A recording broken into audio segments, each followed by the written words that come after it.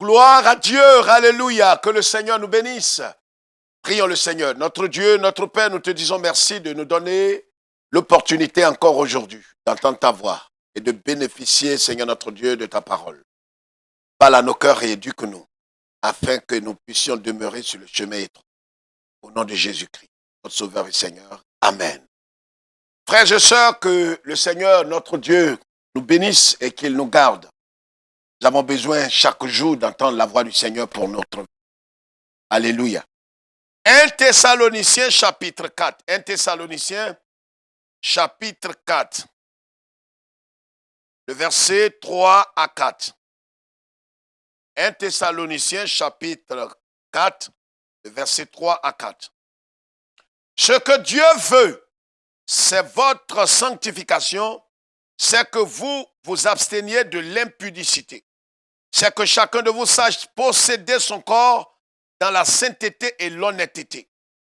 Amen. Voilà ce que nous dit la parole de Dieu. L'apôtre Paul, serviteur de Christ, il se fait lui-même appeler prisonnier de Christ. Il a écrit cette épître aux Thessaloniciens par la main de l'un de ses disciples collaborateurs, Sylvain. Et Paul avait annoncé la parole de Dieu à ces hommes, ces Thessaloniciens. Il leur a dit combien de fois il était heureux de partager la parole de Dieu avec eux, de partager l'espérance avec les Thessaloniciens. Il leur a expliqué combien de fois il était heureux d'avoir vécu des expériences extrêmes avec le Seigneur. Il était content. Et il leur dit l'importance capitale de la parole qu'il leur a donnée. C'est dans cet esprit que Paul leur dit cette parole forte. Ce que Dieu veut. Bien-aimés, frères et sœurs, c'est important que, à un certain moment de la marche, nous puissions nous arrêter et chercher à savoir véritablement qu'est-ce que le Seigneur attend de nous. Voici le thème que je voudrais partager avec vous. Ce que Dieu attend de vous. Ce que Dieu attend de vous. Ce que Dieu attend de moi. Ce que le Seigneur attend de chacun de nous. Nous qui avons fait le choix de marcher avec le Seigneur. Nous qui avons fait le choix de marcher dans les pas du Seigneur. Nous qui avons fait le choix de servir le Seigneur.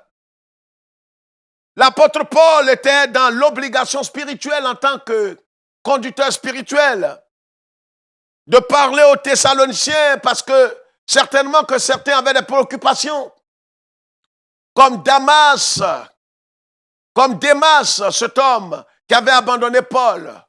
Comme Alexandre le forgeron. Paul se voyait dans l'obligation de leur dire, il y avait des hommes qui étaient préoccupés. Il y avait des hommes qui avaient des visions différentes.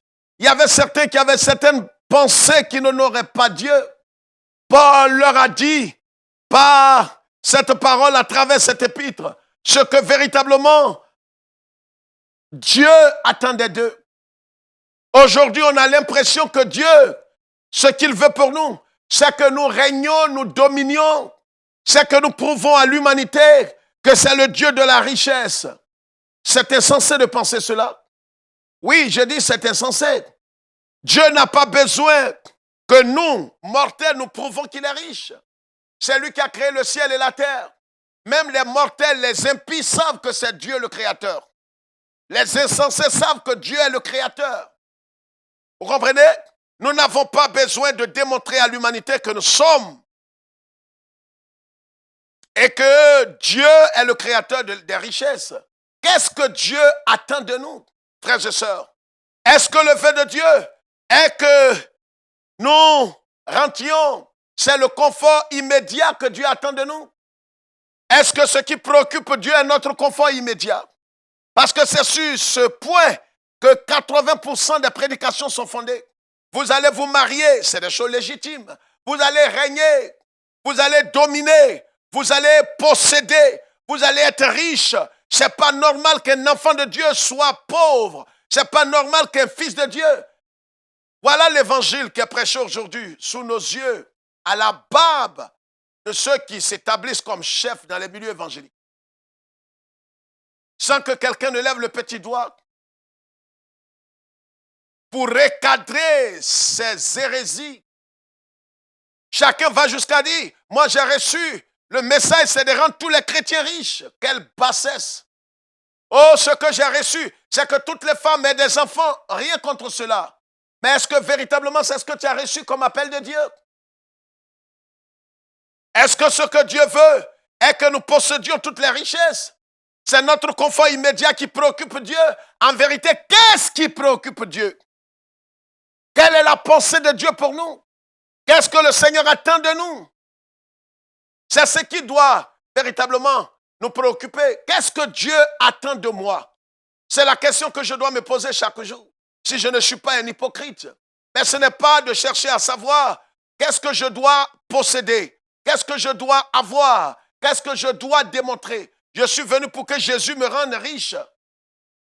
Parce qu'on a fait croire à certains, on fait un lavage de cerveau. On a fait croire à certains, la plupart des chrétiens immatures et charnels, que vous êtes venus à Jésus pour que vous soyez riches, nantis. L'argent est important et c'est fondamental. Mais ce n'est pas la raison principale pour laquelle Jésus est mort à la croix. Jésus n'est pas mort pour que vous soyez riches. Il n'est même pas mort pour que vous ayez un confort. Non, ça peut vous choquer, mais c'est la pure pensée de Dieu. Jésus n'est pas mort pour que vous ayez... C'est pourquoi vous devez comprendre que l'Église n'est pas un business. L'Église n'est pas une organisation où on vient, on fait ce qu'on veut comme une ONG. Malheureusement, c'est à cela que l'Église tend aujourd'hui dans beaucoup de milieux. On n'ose pas présenter la pensée de Dieu. Qu'est-ce que le Seigneur attend de chacun de nous? C'est ce que l'apôtre Paul a présenté aux Thessaloniciens. Ce que Dieu veut, ce n'est pas votre confort immédiat. Ce que Dieu veut, ce n'est pas ta prospérité matérielle et financière. Ce que Dieu veut, ce n'est même pas d'abord ton enfantement.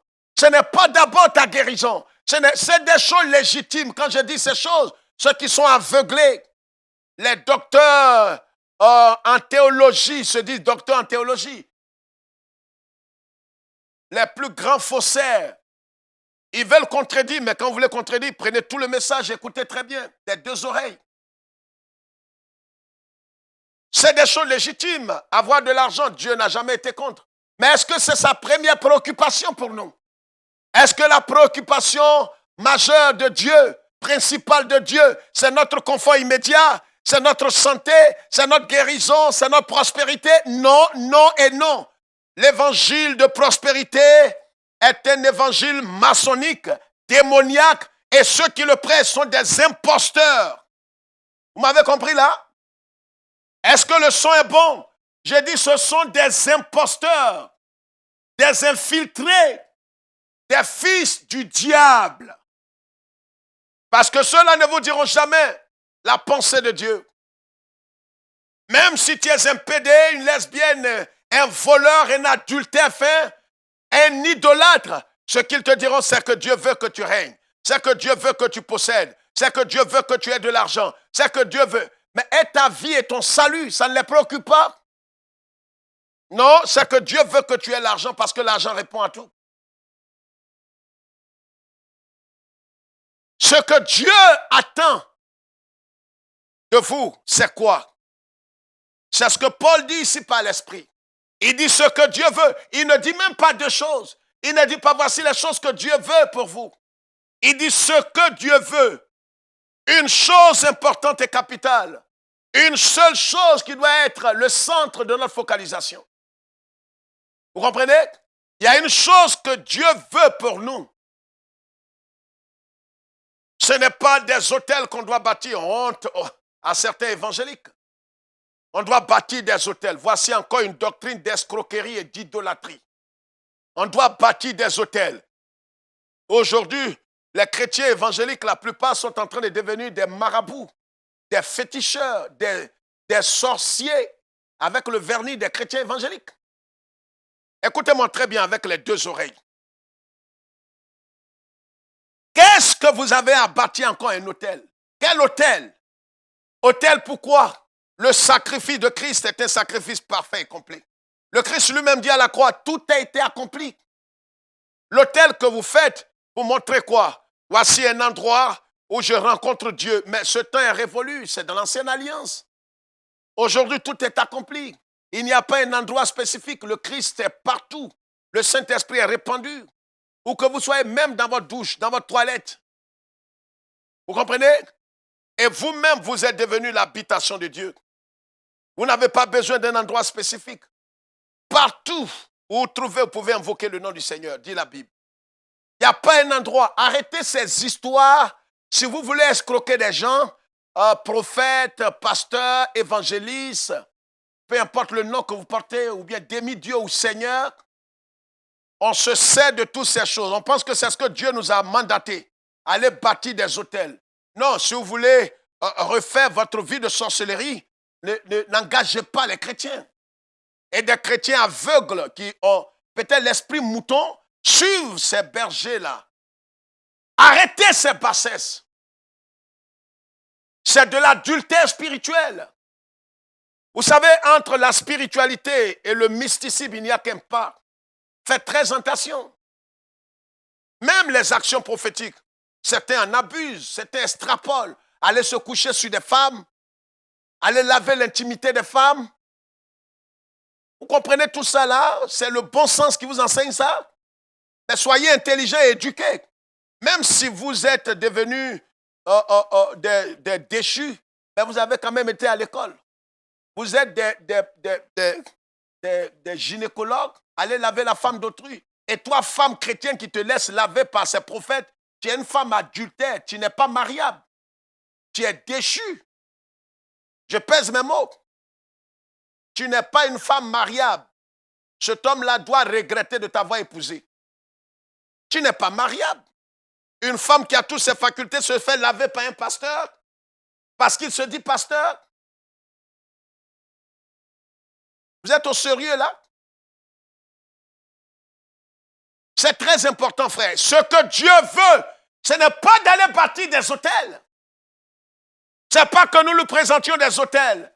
Ce n'est pas de venir lui présenter des ceci ou cela. Non, non et non. Ce que Dieu veut, l'apôtre Paul le dit par l'Esprit, c'est votre sanctification. La sanctification, il y a 3 volets. La sanctification positionnelle. Dès que nous avons reçu Jésus, voilà encore là des docteurs libéraux. Ils s'appuient sur ça pour entraîner plusieurs en enfer. Écoutez-moi bien. Nous n'avons pas la totalité de la connaissance. Mais il faudrait que nous lisions la parole. C'est pour ça, à chaque fois que nous nous tenons ici, nous vous demandons de lire la Bible. Lisez la Bible. Examinez toutes choses, tout ce que vous entendez par la parole de Dieu.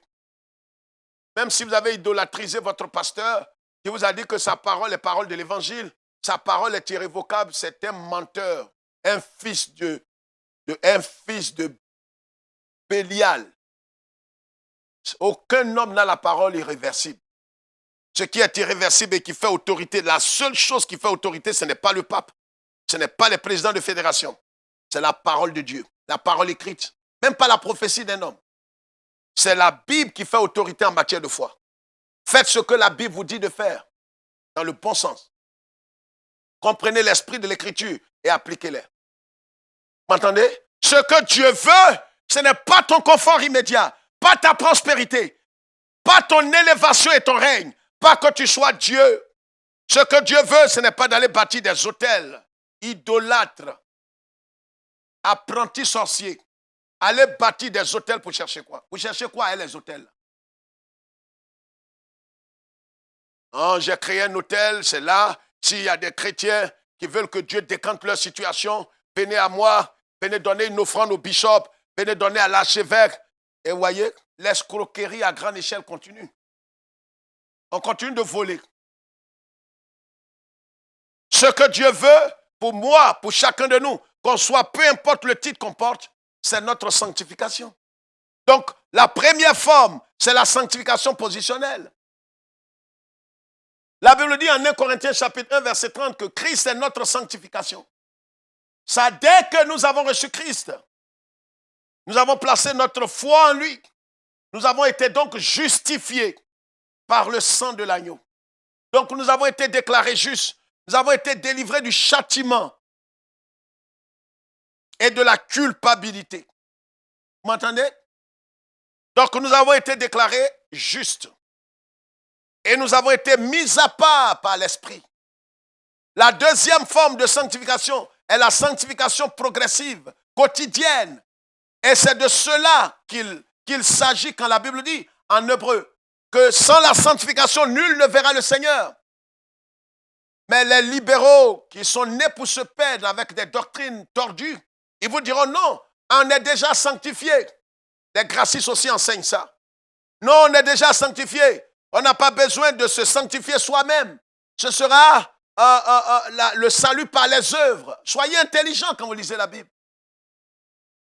La Bible dit, ce que Dieu veut, c'est votre sanctification. Et un peu plus loin, le Saint-Esprit dit, or, sans la sanctification, nul ne verra le Seigneur. Un peu plus loin, il dit, sanctifiez-vous. Vous m'entendez là? Ça, c'est de notre responsabilité. Le Saint-Esprit ne le fera pas pour nous. Le Saint-Esprit nous donnera la force et la capacité. Mais nous devons nous éloigner quand l'apôtre Paul dit, fuyez la débauche. La sanctification, c'est être mis à part pour Dieu. Donc, si réellement j'ai l'Esprit de Dieu, parce que ne peuvent se sanctifier que ceux qui sont nés de nouveau. Je ne parle pas des sanctifications qu'on enseigne dans certains milieux. La sanctification doit être aussi extérieure, mais ce n'est pas ce qui a plus de valeur. Vous m'entendez? C'est important, mais ce qui est plus important, c'est le cœur. Parce que souvent, l'apparence extérieure, on a un gros foulard. Très bien, j'apprécie cela. On ne porte pas de boucle d'oreille, on ne met pas de maquillage, on ne met même plus de pommade sur sa peau, dans certains milieux. On vous dit même si vous mettez un beurre de karité, même sur votre peau, vous n'irez pas au ciel. Quelle bassesse. Faites très attention à ces gens qui sont tout le temps en transe, qui défilent entre le ciel et l'enfer. Faites très attention à leurs paroles. Tout le temps, ils sont en voyage. Tantôt, ils sont en enfer, ils sortent, ils se rincent, ils s'en vont au ciel. Ils se rincent là-bas, ils viennent, ils sont en enfer. Vous pouvez flatter vos parents, mais pas ceux qui ont l'esprit de Christ. Ils tombent en transe et voilà les extrémistes. Vous les voyez, ils ne ressemblent plus à quelque chose. Je connais une dame comme ça qui vient de perdre son foyer. Elle ne met plus de pommade sur sa peau. Elle a épousé un blanc, un Français. Je les ai connus il y a quelques années, près de 10 ans, 11 ans en arrière. Le monsieur appréciait sa femme. Elle s'habillait décemment, dans des choses correctes, propres, pas extrapolées. Elle est rentrée dans un milieu où on lui a dit que Jésus aurait dit que celui qui met des pommades, qui entretient sa peau, pas pour se dépigmenter, même qui porte même des boucles d'oreilles, qui prend soin de son corps, n'entrera pas dans le ciel. C'est ce que Jésus vient d'ajouter. Donc, elle a décidé de ne plus toucher une pommade, de ne plus entretenir son corps, de ne plus peigner ses cheveux, et sa peau a commencé à sentir. Vous m'entendez là, les femmes? On n'a pas d'aller se dépigmenter, d'aller porter des décolletés, d'aller porter, non. Mais s'habiller décemment, proprement, nettoyer son teint. Jésus ne veut pas de ça. Soyez intelligents quand vous parlez. Le blanc est peut-être obligé de se séparer. C'est pas comme ça qu'il a croisé la femme. Pas qu'il a raison, mais voyez, réfléchissez vous-même. Aujourd'hui, elle a dans ses grosses jupes qui traînent partout, elle ne ressemble plus à une femme éduquée. Ce que Dieu veut, c'est notre sanctification. Donc la sanctification progressive, c'est notre responsabilité de coopérer avec le Saint-Esprit, de nous éloigner délibérément et volontairement du péché. C'est ce que Dieu veut, c'est qu'il attend de nous. C'est que nous nous éloignons du péché sous toutes ses formes. Vous m'entendez là? Il y a la première forme qui est positionnelle. Nous n'avons rien à faire là. Le Saint-Esprit nous a sanctifiés dès que nous avons cru. Mais la deuxième forme est la sanctification progressive. Sans cela, vous n'entrerez pas au ciel. Ne laissez pas les aventuriers, les gracistes, les évangéliques, une portion des évangéliques libéraux qui vous distraient. Non, tu es sanctifié. Même si tu meurs dans les bras d'une prostituée, tu vas au ciel. Lui là, c'est le neveu de Satan. C'est le fils du diable. Son fils aîné. Je vous le dis, c'est son fils aîné. Il a l'esprit, il est plus que Caïn. Vous mourrez dans le péché, vous n'entrez pas au ciel. Aujourd'hui, dans certains milieux, non, tu peux prendre 2, 3 femmes. Ce n'est pas un péché. Comme ceux qui disent qu'il faut bâtir des hôtels, ceux qui sont sûrs des doctrines de malédiction ancestrale, malédiction générationnelle, qui foulent aux pieds le sang de Jésus, qui disent que Jésus ment quand il dit tout est accompli à la croix, qui mettent en doute 2 Corinthiens 5, 17, qui dit que tout, si quelqu'un est en Christ, le problème aujourd'hui, on doit redéfinir ce que c'est que la conversion parmi les évangéliques. Qui est converti? Le fait d'imiter des langues tombées en transe, d'avoir un baptême par immersion, c'est ce qui montre qu'on est converti. Réfléchissez, hein? Quelqu'un qui est né de nouveau, qui a l'esprit de Christ, en qui Christ habite, il est encore maudit. Mais c'est que la Bible n'est pas la parole de Dieu. On s'en va prendre des doctrines. Non, Lazare était ressuscité. Qu'est-ce qu'il y a à voir? Lazare était maudit. Lazare avait une malédiction ancestrale. La Bible dit en Romains 8, 1, si quelqu'un, il n'y a plus de condamnation pour ceux, pas qui côtoient Christ, pas qui sont évangéliques, mais qui sont en Christ. Vous m'entendez là? Ce que Dieu veut, ce n'est pas d'aller entraîner les gens dans des doctrines de démons, d'escroquerie, pour maintenir les gens dans l'esclavage. Parce qu'aujourd'hui, c'est ce que les gens veulent, l'irresponsabilité. Oh, je suis maudit, je tombe dans l'adultère, parce que mon père était dans l'adultère. Il faut dire que je ne sais pas comment m'en débarrasser. Je suis dans la pornographie, je pratique l'homosexualité, parce que mon grand-père était homosexuel. C'est l'irresponsabilité.